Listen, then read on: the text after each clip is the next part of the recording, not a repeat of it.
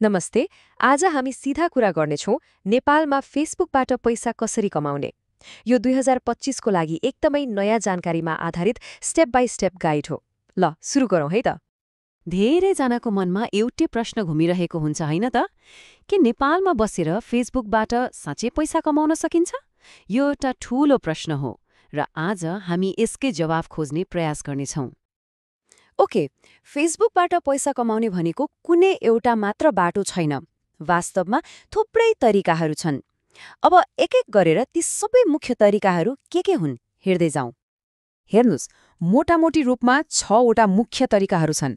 एकातिर मेटा मतलब फेसबुकले नै दिने आधिकारिक तरिकाहरू छन्, जस्तै भिडियोहरूमा देखिने विज्ञापनहरू।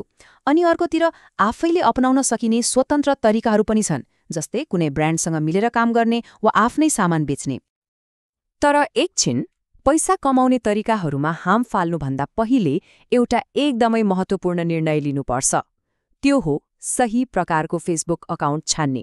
यो भनेको घर बनाउनु अघि जग हाले जस्तै हो, एकदमै जरुरी। त्यसो भए यो फेसबुक पेज भनेको के हो त? खासमा यो एउटा पब्लिक प्रोफाइल हो जुन चाहिँ विशेष गरी बिजनेस, ब्रान्ड वा तपाईँ हामी जस्ता कन्टेन्ट क्रिएटर्सका लागि डिजाइन गरिएको हो। र सबैभन्दा महत्त्वपूर्ण कुरा, यसमा यस्ता टुल्सहरू हुन्छन् जुन व्यावसायिक कामको लागि एकदमै उपयोगी हुन्छन्।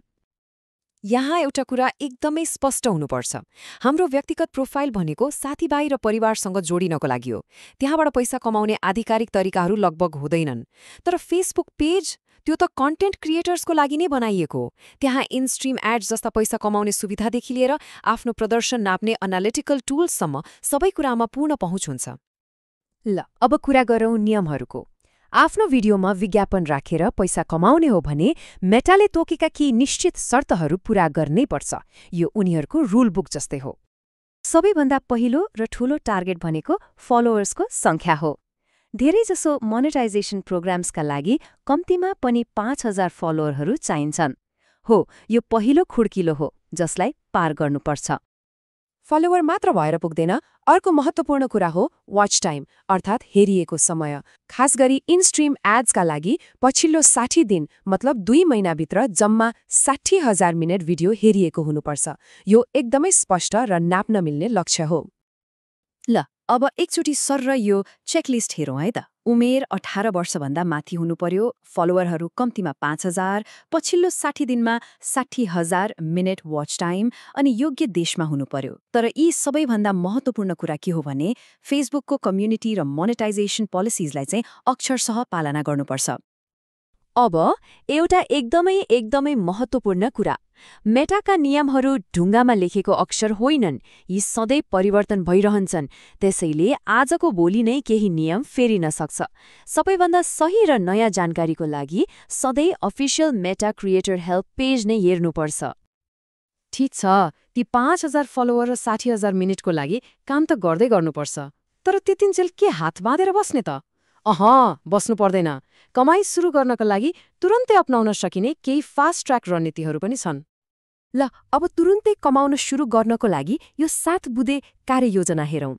पहिलो, आफ्नो निश यानि एउटा खास विषय छान्नुहोस्, जस्तै कमेडी, टेक्नोलोजी वा खाना। दोस्रो, आफ्नो पेजलाई एकदमै प्रोफेसनल बनाउनुहोस्।